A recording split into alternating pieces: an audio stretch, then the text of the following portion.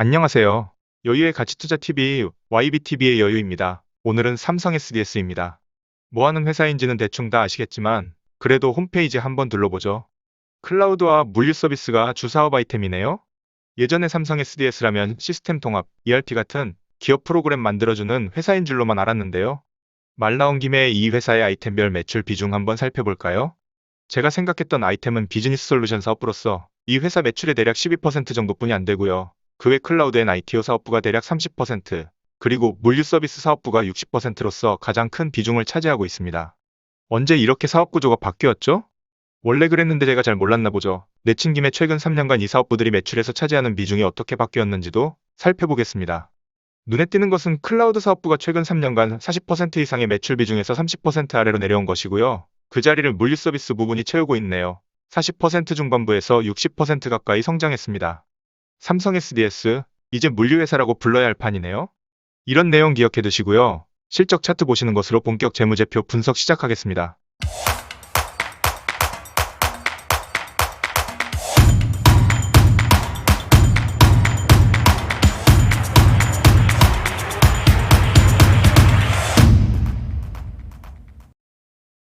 일단 2021년 실적 공시부터 보실까요?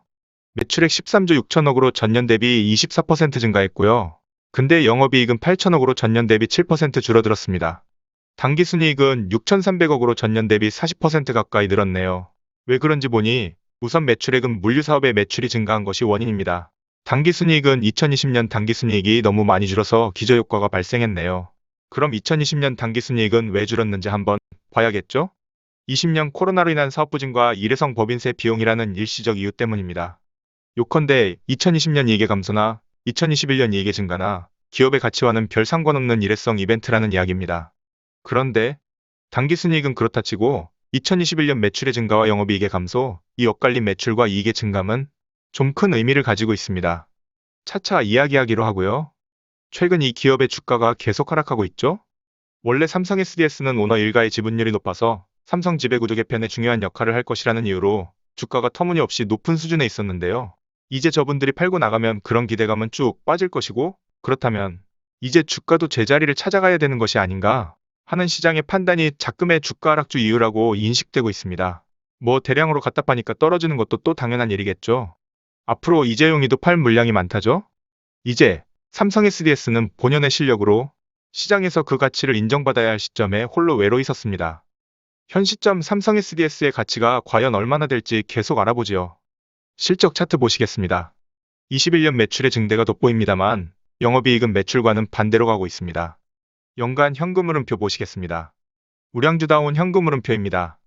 영업현금 흐름은 지속적 플러스, 재무현금 흐름과 투자현금은 지속적 마이너스권입니다.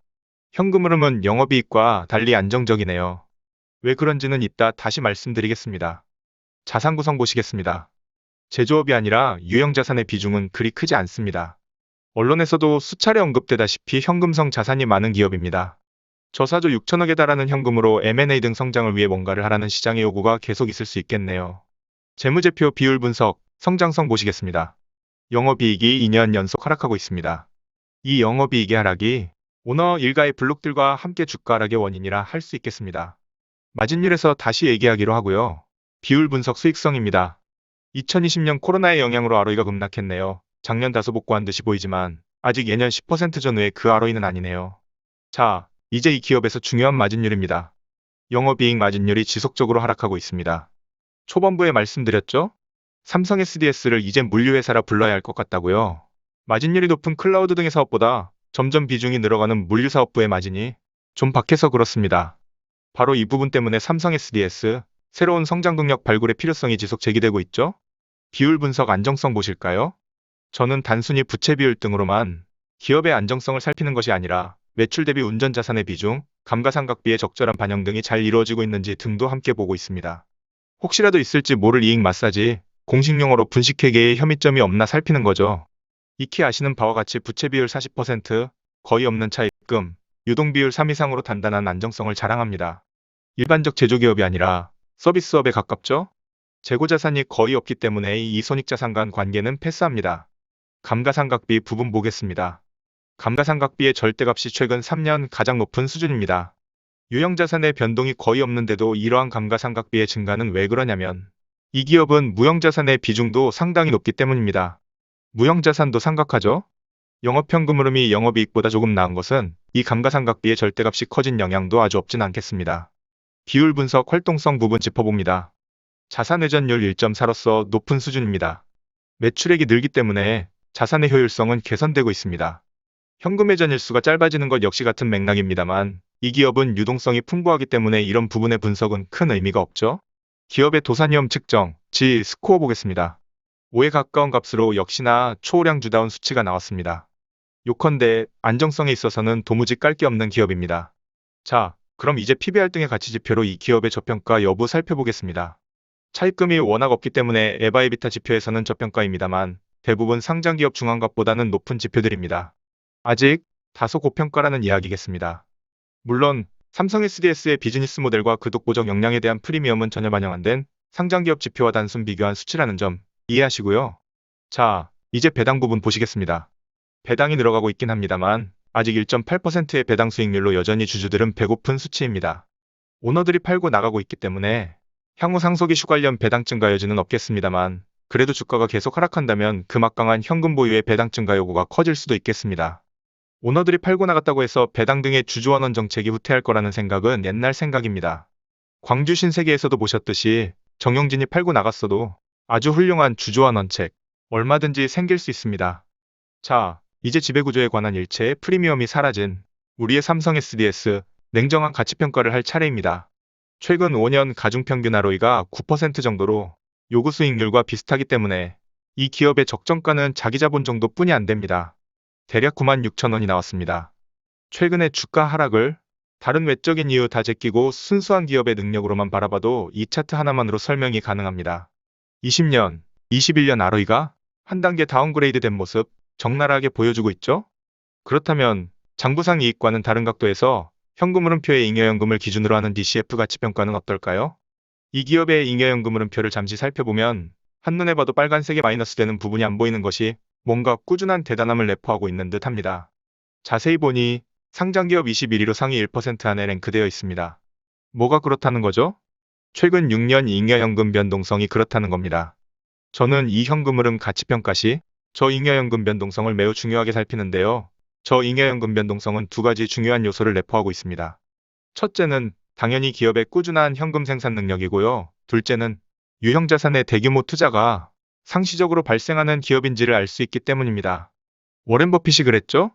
막대한 설비 투자를 수시로 단행해야 하는 기업은 투자 대상으로 그리 좋지 않다고요.